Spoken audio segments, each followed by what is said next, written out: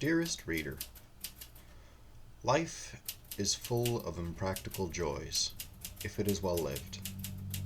Silly hats, long walks in the rain, and wooden boats in the computer age.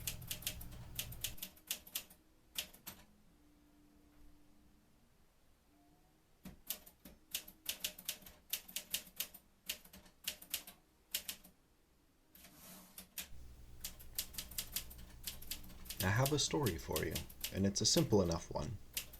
It starts back in the year of 2021. Shortly after I had asked my then partner to marry me, while the world was in the throes of COVID-19, I ran away to sea. I spent the better part of 6 months on a remote island in Kodiak, after leaving my comfortable job driving a delivery wagon for a local bakery. There, I learned from an amusing and chaotic old fisherman the arts of splicing, mending nets, piloting small skiffs, reading the weather and the tides, catching salmon, and surviving less than ideal work conditions.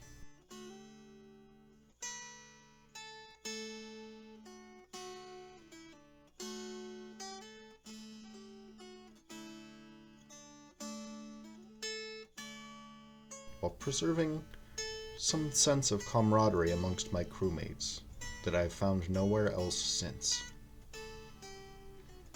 After my return, and after the wedding, there was little to do but press onwards. The thought of moving backward after everything I had been through simply didn't fit me. It's been 4 years now, and I've been fishing ever since. With seasons under my belt, some instruction, and the encouragement of a handful of aging sea captains behind me, a rare opportunity fell into my hands, and here is where our story begins. Enter the sangria. I'm a very fortunate man to have this opportunity. It's one that's been denied many. The state of the industry is such today that the prohibitive starting costs see a shrinking population of reliable skippers and fishing vessels. Young people tend to stick to more realistic goals, stay deckhands, or they take land jobs and leave the craft behind, especially after a bad season.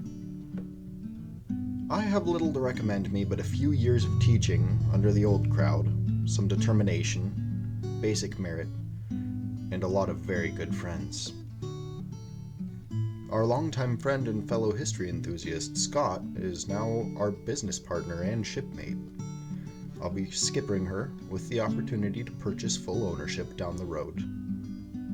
We're both equally excited for the fishing and the work involved in keeping this 97-year-old vessel going. She's a Monterey Clipper. She's an important historical testament to the durability of coastal communities of California. She and I share some commonalities in our roots, as we both come from more or less the same territory, around Monterey Bay, in the nearby Sierra Azul mountain range. Together, we'll be chasing salmon, halibut, sablefish, rockfish, coonstriped shrimp, lingcod, tuna, and perhaps even more. She has room for myself, and sometimes one other. We can stay out at sea about 5 days at a time before the ice in the hold starts to wear thin. There's so much that I would like to share with all of you along the way.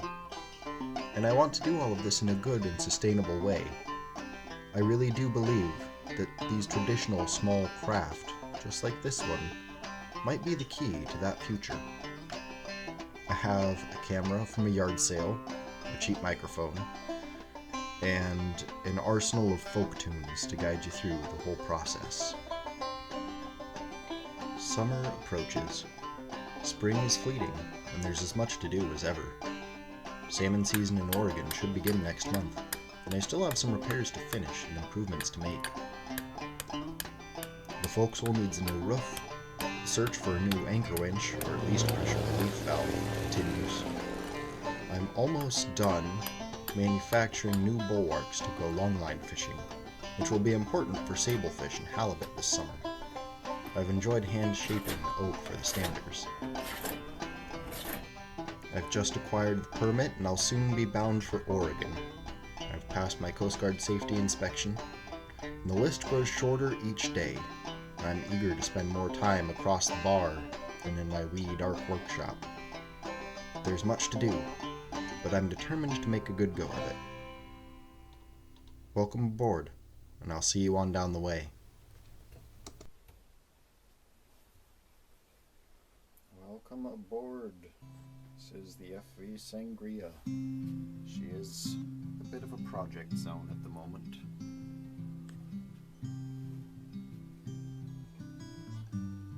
But even in project time, she has a beauty all her own. My neighbor's another old wooden fishing vessel, the Ashland V.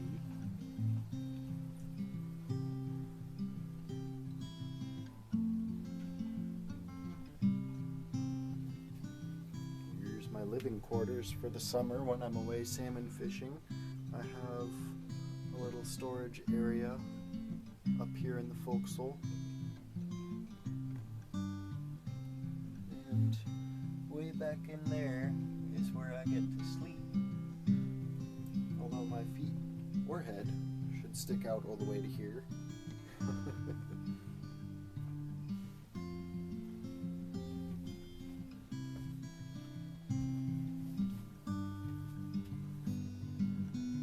Here's where I'll be making my meals. My very little larder next to my comm station. My audiobook center. Oh, and the obligatory travel cribbage set, because what is a fishing boat without a cribbage set? And my pail. And my view.